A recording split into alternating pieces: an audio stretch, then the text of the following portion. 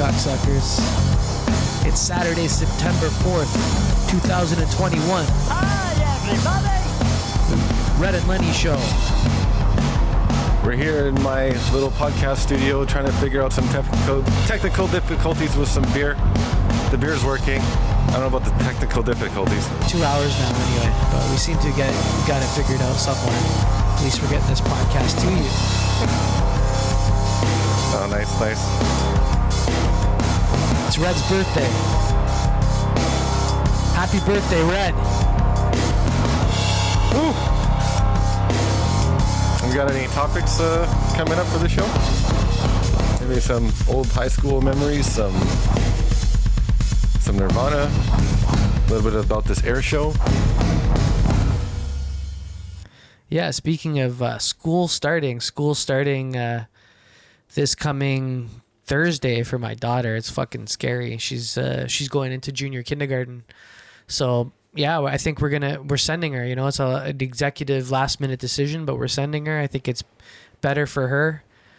Cases are going up, but yeah, she's going, and it's a scary time for her. Like, she can't even sleep, man. Like, What, she knows what's going on? Yeah, she knows she's going to school coming Thursday, so she's really apprehensive about the whole thing. Plus, like, you know, she gets the vibe from like my wife and I that, you know, we're not like fucking thrilled about it, you know, that with what's happening now. And it's that, and it's your. This is when she becomes a young woman, off on her own. Well, that's like, I mean, once she starts high school, it's pretty much fucking done, man. That's when the father gets fucking payback for all the fucking shit he's done, and you just hope you raise your kid the best you can, and you know, my daughter, she wants, one thing I know about my daughter, she wants to like experience life. You know, she wants to experience life. She's not going to listen to fucking anybody. But, I mean, you just got to set a good example and try your best and, you know, try to be supportive. And hopefully she doesn't fuck up too bad. Don't follow the way of Red. That's what I've always told everyone, especially my dates. Don't follow me. Don't even call me back.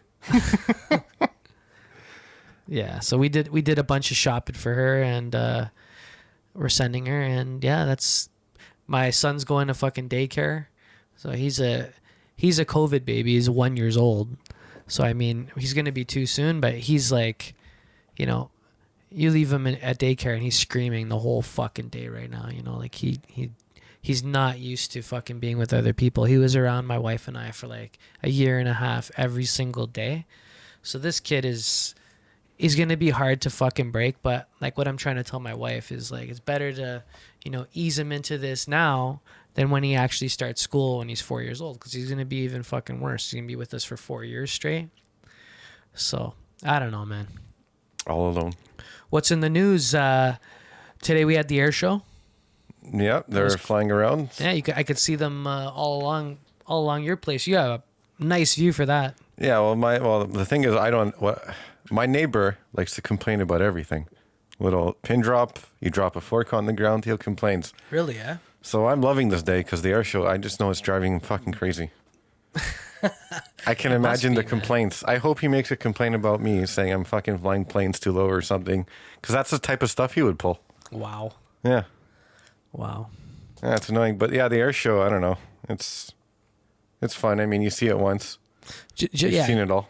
Yeah, just jumping around here, man. Like, I want to get back to the air show because air show was pretty important to me when I was growing up. But yeah, like school starting, I want to still talk a bit about that. I'm just trailing off. Sorry, I'm like a little bit drunk and a little bit high and a little bit fucking tired. And I do have a lighter, yeah. Working out the kinks of this show, but you know, we're trying our best, and you know, this is a sacred time that we're allowing ourselves to put out content, you know, and like taking this time to fucking talk and just, you know, venting and stream of consciousness. But like school starting, and I remember when I was in fucking school and high school.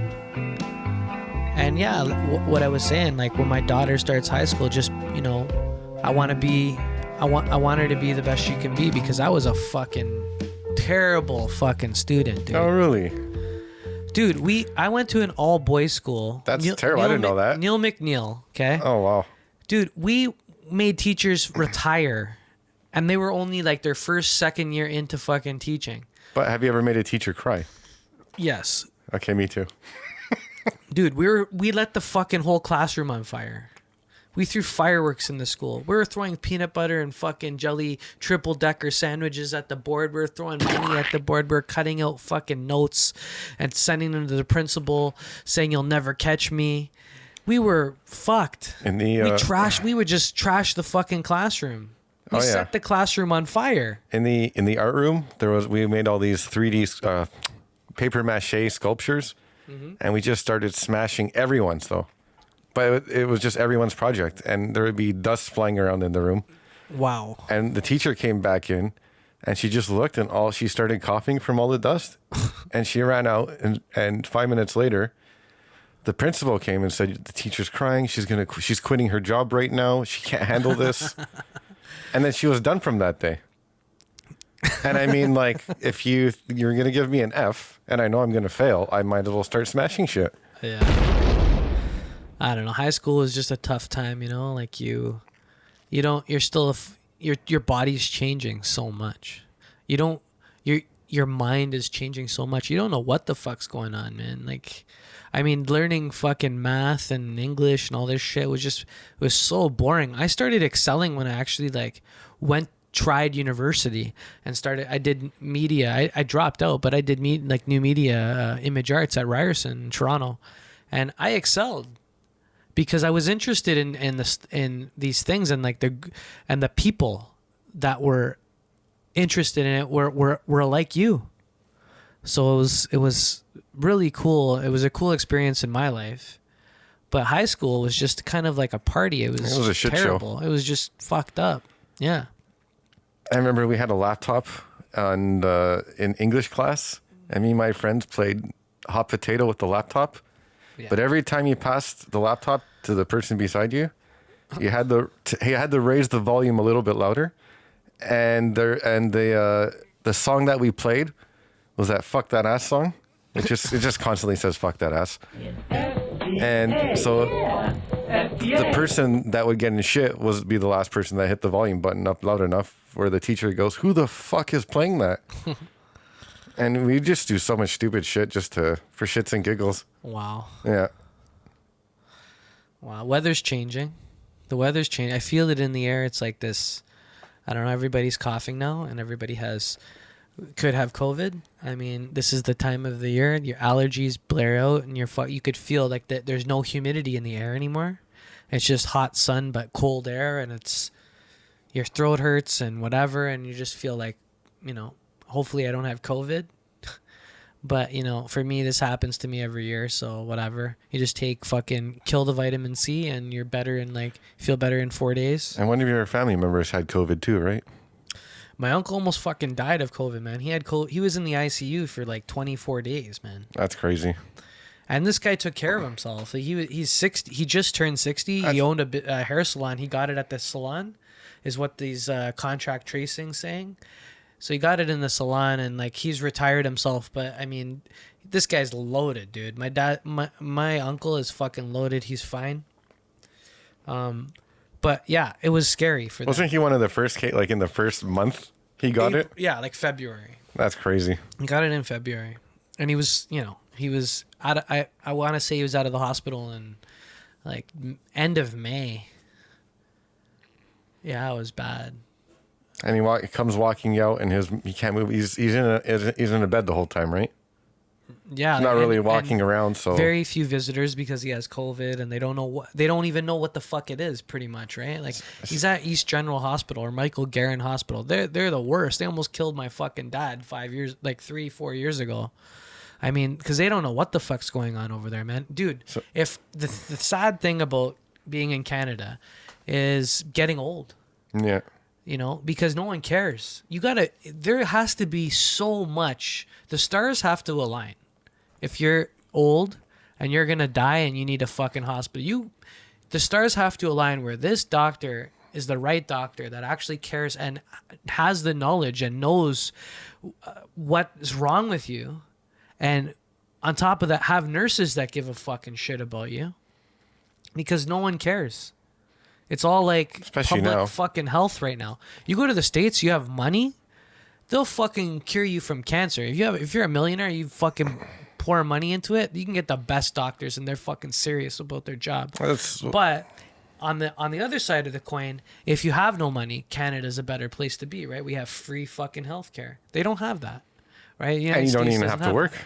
Yeah, so I mean, yeah, if you want a great doctor and you're rich, don't fucking stay in Canada, man, because Canada's a fucking joke. I'm scared to I'm scared to have a heart attack and go, like, the doctor has to know what the fuck he's doing or you're dead. You know? Yeah. It's bad. It's bad. Yeah. What else is going on in the news? Well, yeah, air show. So getting back to the air show, my grandmother was like all into the air show in the 80s, the 70s even. This girl had a fucking life you could write a book on.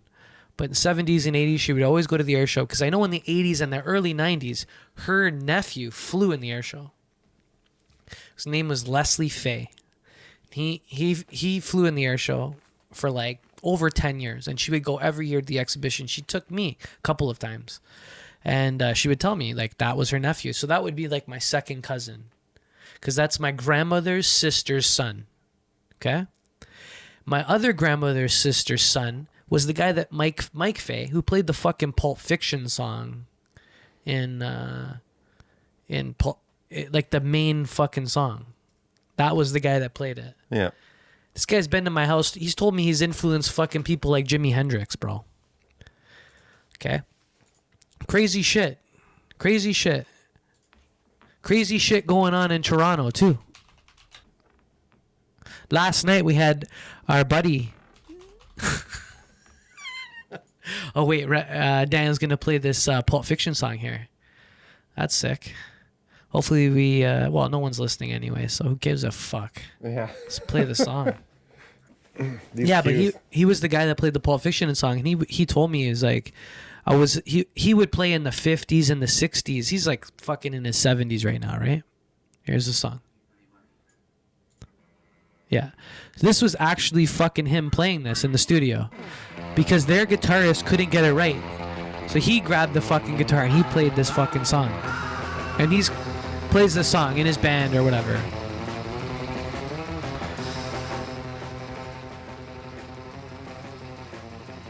I think he made $100,000. I think he made $100,000 for this song being in Pulp Fiction. Yeah, I wonder what you make today. Probably about the same. I don't know. For a simple song? Yeah. So, yeah, that's pretty cool. But he's told me, like, this guy, like, he played a show in the 60s, like, mid-60s, 67, 68. He said there was a black, bald guy, looked like the guy from Mr. Clean, watching his performance. Came up to him and was asking a bunch of questions, and he's like, I heard him on the radio like a year or two later. His name was Jimi Hendrix. I was like, what the fuck? You influenced like the most influential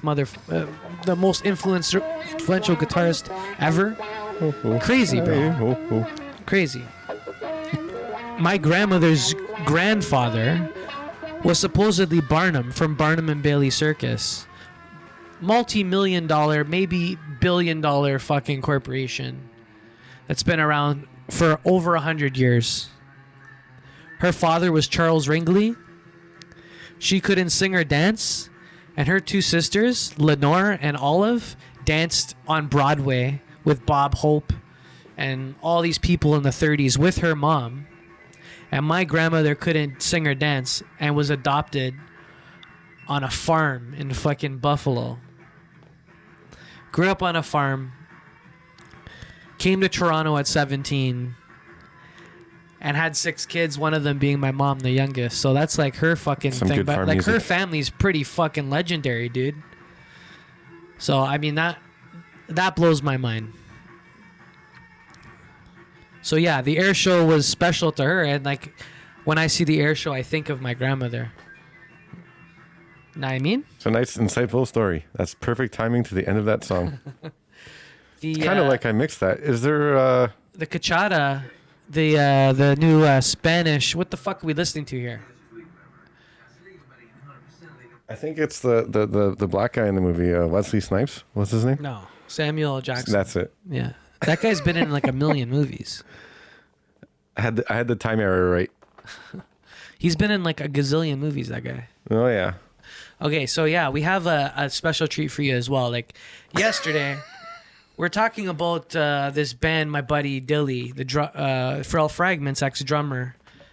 Like, he started a band, and it's actually called Kachada. Giving him a nice plug here.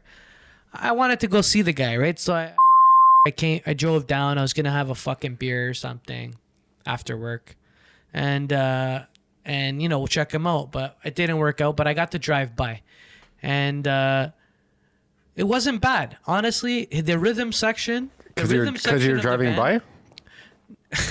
The rhythm section of the band is good. I'm just gonna call a spade because maybe I was a little bit fucking violent the first episode, but what I'm trying to say is I don't like I like the idea of the violin. Okay, I like the idea of the violin, but I don't like the idea of the violin sounding like fucking shit.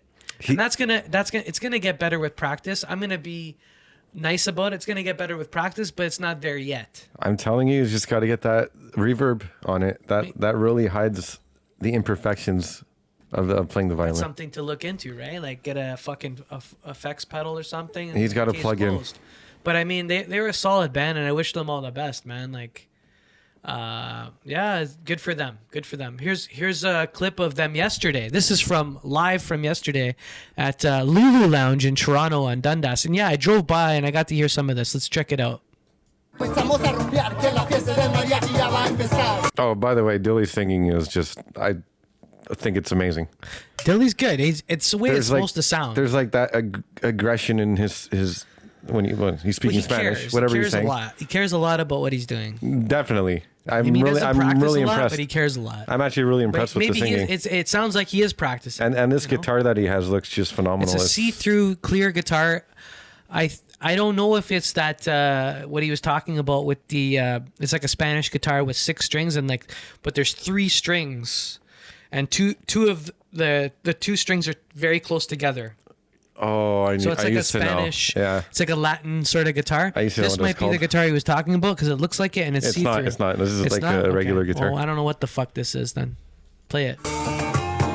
Yeah, like I don't have a problem with the rhythm section, even Dilly and the singing by Dilly, but I mean the singing's amazing. The violin is garbage. I like the idea, but it just doesn't. It's just too many mistakes everywhere, you know. Sorry. So far, it's good. The important thing is to have fun. That's it. Yeah.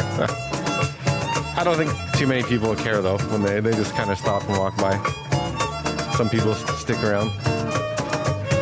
I don't know. I'm not into the fucking violin, the way he plays violin. It's really hard to dance and play a violin. I don't know, man. It's no good. I love the fucking music though, and I love the idea of what George, the violinist, is doing, but he's not doing it properly. We're so glad you're having a great time. Eso. But I will tell you, if they keep at it, they're gonna get better and better, right? So that's it. That's all it is. Just keep practicing. All right, turn this shit off.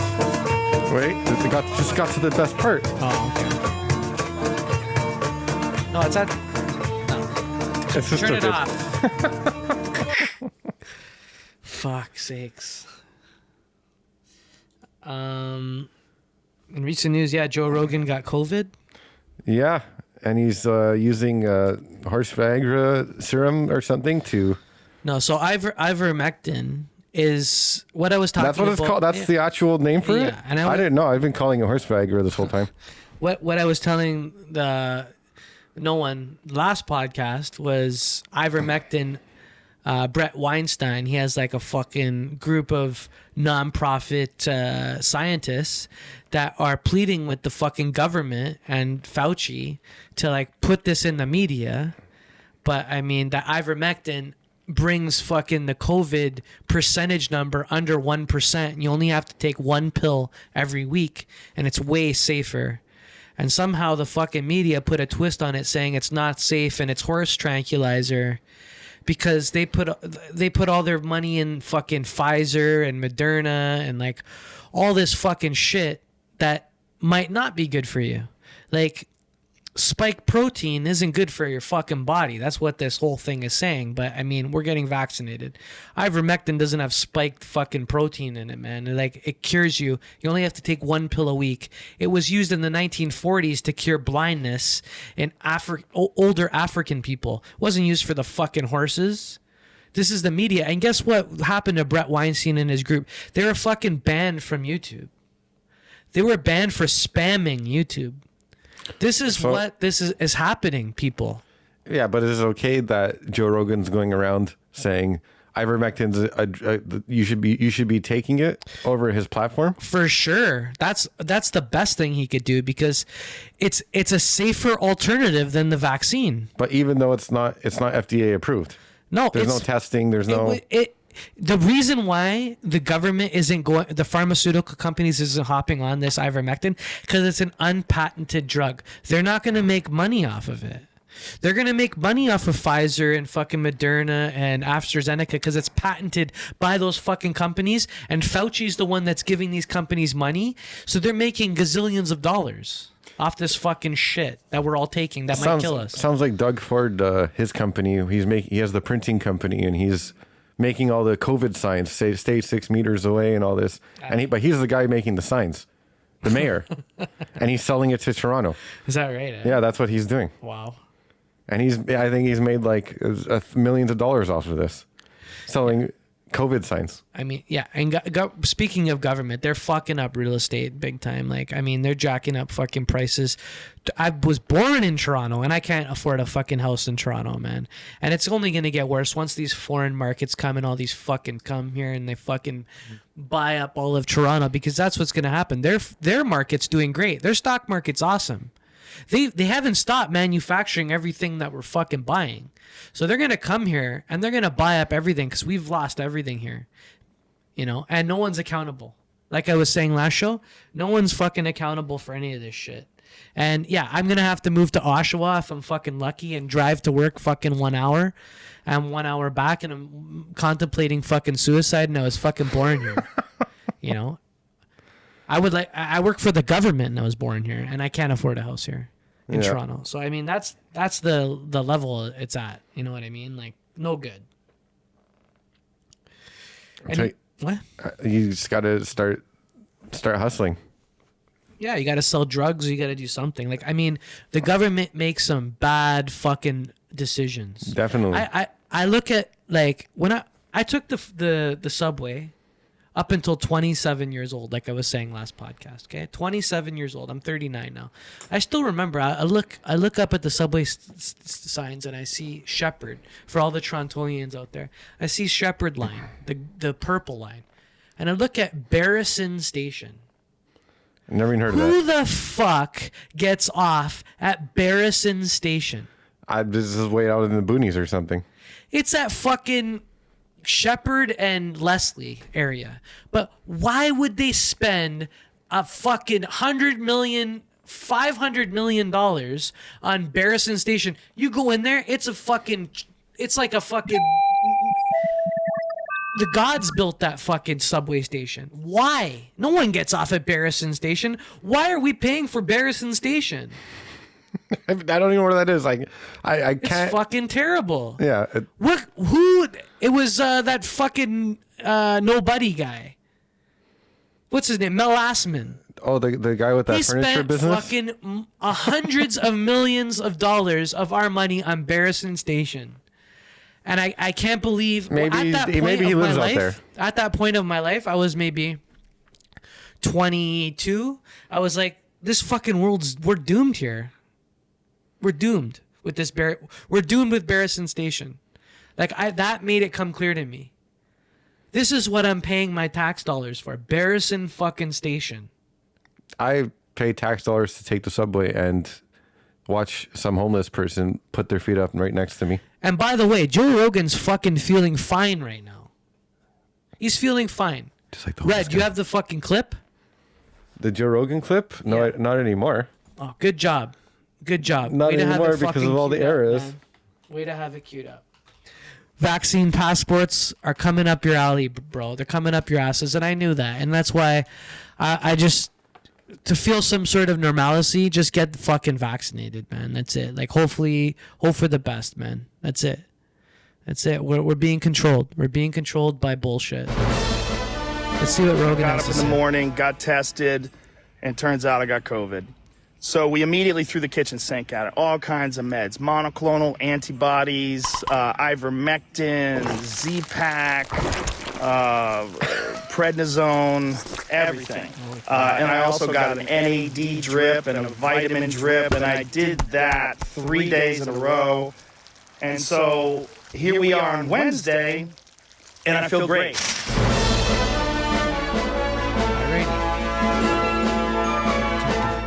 And he's falling apart.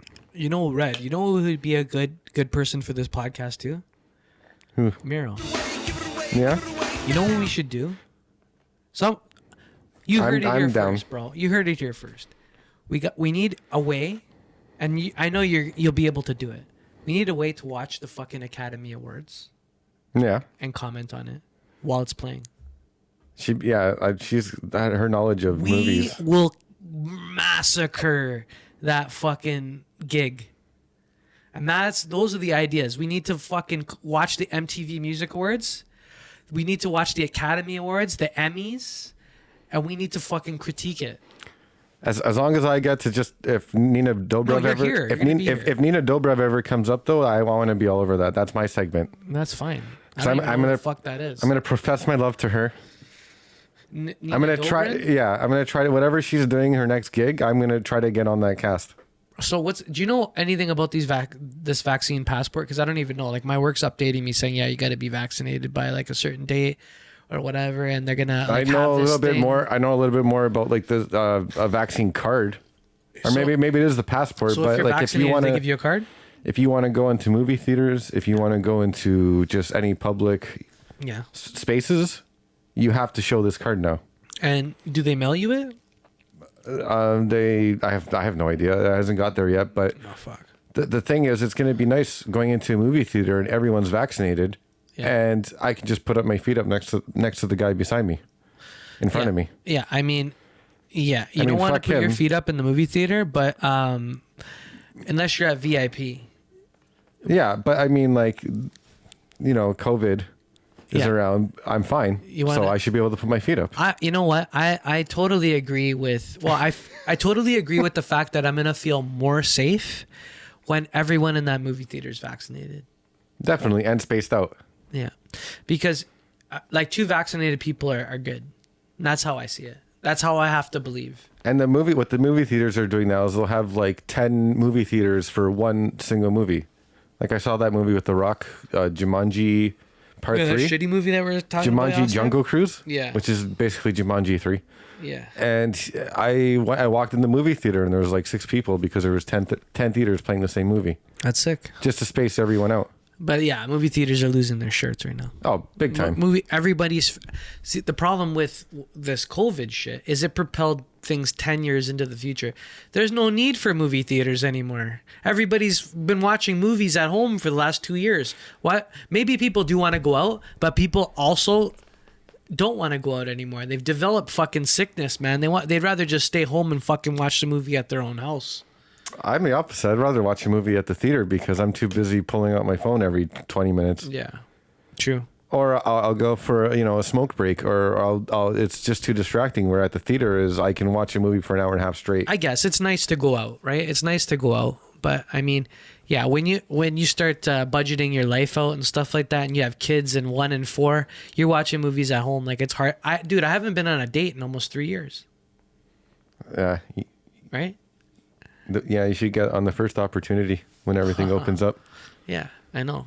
But I mean, who's gonna take care of my kids, right? While I'm doing that, it's tough. Take her out to the movies, then have some fireworks, then have some wine on the water. Yeah, where are my kids? Play her a song on the guitar. My kids aren't easy to fucking look after, dude. Trust me. I'll bring them here. Well, I'm going to do a podcast with your kids. Nah, that won't. I don't think that'll work. I'll talk to Adalia Maybe. about Paw Patrol Elliot about whatever he's She's into. long gone Paw Patrol. Man. I probably. Yeah, that's more like Elliot's like age Stage. group now. He's getting into Paw Patrol now. Oh God, Yeah. I feel sorry for you guys. He likes Wiggles. Wiggles are good, man. I see talent where it's. I gotta say, give credit where it's due, and Wiggles are good. Check them out, man. They're good. I'm probably not. No. I probably won't, unless I ever babysit your kids again. But Yeah. I'm definitely won't get on that. Thanks for that, by the way. That was nice. This Elliot's way harder than Adalia. Dahlia was easy. Dahlia's way easy. She was like so careful and good. Like Elliot's had like 3 to 5 bloody lips, Yeah. and he's 1. He's gonna be 2 in November. But yeah, he's like, this guy's flying up. Dahlia nothing ever Dahlia's happened easy. to her. Nothing ever happened to her. No bloody lips, no nothing. Yeah. This kid's fucking jumping off of fucking couches, and like he's gone over the rocking chair, like backwards. He's gone over the fucking chair, and I told And him, don't somersault like fucking 3 rock in times? the chair, and he'll look at you, and he'll fucking do it, and he went flying over top the and you should, the best when you have kids is you see their face when they know they're fucked and they're going right over the fucking upside down over the fucking rocking chair. That picture of life is precious, Red. Yeah. When they see how fucking stupid they were, that they didn't listen to their parents and their kids, and they're gonna go up and they're gonna go flying, and they don't know what's gonna happen to them. Are they gonna get fucked up? Are they gonna get crushed behind them? They don't know. And that look in their face is joyous to me. It's like this great thing, because the kids don't listen, Yeah. especially boys, and they have to learn the hard way. I never understand? listened. I definitely never listened. They're terrible. But this kid's charming and he's cute. So that's how he gets you to like him, right? He's charming and he's cute, but he doesn't fucking listen to you. Wait till he's 12 years old. But the And he's problem doing with stunts like I used to do. it's fine, bro. When you're 12 and you're a boy, I don't really, this is the old school, like I don't really care, right? But if it's 12 and it's a girl, I don't want her coming home pregnant, dude. You know what I mean? Yeah. Well, it kind of depends. Because girls at my age, mid 30s. Who cares about those girls? But I do, because what's happening now is they have everything mapped out. So as soon as I go on their first date, they're like, where do you think we'll be in a year? And they tell me on our first year anniversary, Yeah. we should be having the 3-month anniversary of our child. I'm like, I'm out. I'm gone. That's a little too far. That's a little too fast. Yeah, that's too fast. That's like a fucking really fast speed. Let's date just right there. bang tonight, Yeah. get pregnant, and then see each other in a year. Maybe that's how it's gonna go with you, bro. Like you're gonna like just one's gonna pass the goalie. You're gonna get some fucking bitch pregnant, and then you're gonna fall in love with your kid, and you're gonna have a kid that way, and that's fine. Everybody has a hopefully it's different a gamble, but hopefully it works. Everybody has a different story, right? But I mean, yeah, for that girl, it's not the end of the world. Like, I mean, you're gonna have money. You're not a bum that fucking doesn't work, right? So you're gonna have money. You're gonna be able to take care of the kid. Like, you're gonna put in your share. If the kid needs you, you're gonna be able to be there financially. So you should have a kid. You should try to have a kid with somebody. Yeah. Because it's crazy. It's a hard thing, because that biologically is what you want to do, right? You want your DNA to live on. Kinda. But before anything, dude, let me just say this before I continue. If I had to go back to live my life again, Red, you listening? Yeah, I'm listening. I wouldn't get married. Yeah. So if I had to try my life again, I wouldn't get married. Why not?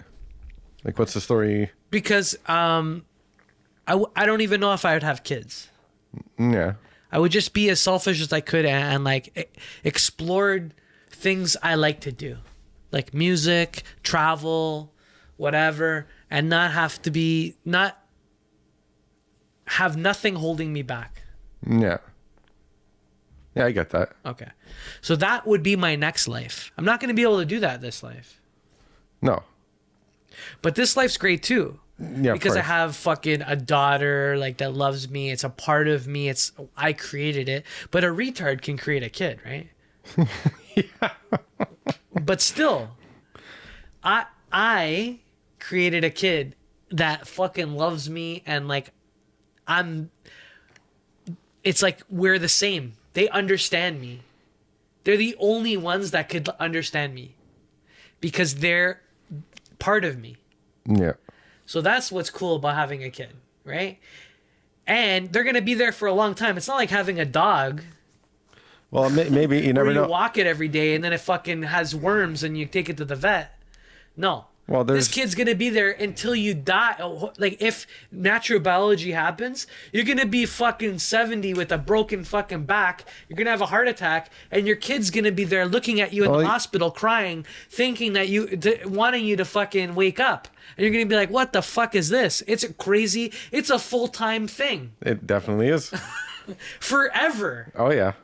Right? So that's what's cool about it too. But at the same time, now that I have that, in my second life, I would just not get married. Just no kids. Just try to be single. Well, I don't know. I saw a video today of our buddy Ian. Yeah. And he was playing the drums with his son. So maybe with the kids that you're gonna use your creative ideas and everything through them. You live through them. Yeah, you live through them. You just start living through them. Well, the reason one of the main reasons, Red, why I'm doing all this fucking music is so when Idalia and Elliot, they get older and they fucking party with their friends and they fucking put on a record. I got like fucking 8 records of their dad. Yeah. Which reminds me, there's an Idalia song, so there's gonna be an Elliot song soon. Well, I mean, yeah, there it does. But yeah, that's the thing, right? Like, you got to do one for it's the a other. legacy for me too, right? I want my kids to hear like what I leave. They'll have that for when they're older, when I'm dead. Yeah. They'll have that. So that's a reason that my purpose in music has changed as well. Because I played music well before kids. Drinking beer here, and I wanted to. I'm not editing that out, by the way. For Red's birthday, by the way. It is my birthday. It is. We're doing a podcast. And like I'm going to Ian's tomorrow. Oh, nice. So I'm gonna hit up those drums too, like. Yeah, you got to smash him, break the first skin. And I didn't know there's a Lana McQuaid in fucking Hamilton, and there's a Steve's Music as well. I knew that. I didn't know that. But that's Steve's cool. Music. That's cool. Yeah, there's a Steve's in Hamilton, Toronto, Quebec, or Montreal. Sorry. The main places. Yeah. Big towns. But the best place to buy a guitar or to buy anything if you have the money to buy it up front is Steve's. The best place to buy a guitar if you don't have the money and you want to finance is Lana McQuaid, because they have an internal credit office. I knew a Stephen Hamilton. They used to call him Scratch and Win Steve. Yeah. Yeah, that's all he did. So Red's getting drunk. So yeah, if you needed to fucking, my point is, if you want to finance something, okay, if you want to finance a guitar for $5,000 for $50 a month for 3 years or whatever the fuck it is, $150 a month for 3 years. If you don't have the $150, you can call Lana McQuaid and you can say, yo, listen, I don't have the $150 on September 1st. I have it on September 4th. And they change the date for you because they're internal. They're an internal credit company. Steve's deal with some other fucking place. So if you miss your payment, you're fucked. Right? He's going after you right away. But Steve's, the prices are a little tiny bit better. So if you have the cash to buy something, go to Steve's. But if you want to finance something over time, go to Lana McQuaid. And Lana McQuaid, the management's fucking killer there. They're better than Steve's. Steve's are cool, but Lana McQuaid, they're way better. They're family run, and they're really nice people. And I knew John Long. He passed away maybe 10 years ago. And he helped my band. He helped out Fro Fragment a lot, man. So I always have a special place for Lana McQuaid, but I have a special place for Steve's too, because they set up my pedal board and I had a guy fucking customize it and like show me what to do and like gave me free fucking lessons on pedal board setup and shit. So yeah, I have a special place for both of those, and those are 2 gems in Toronto, man. And even the Lana McQuaid in fucking North York is bomb too, bro. Like, those are the music stores in Toronto for me. Yeah.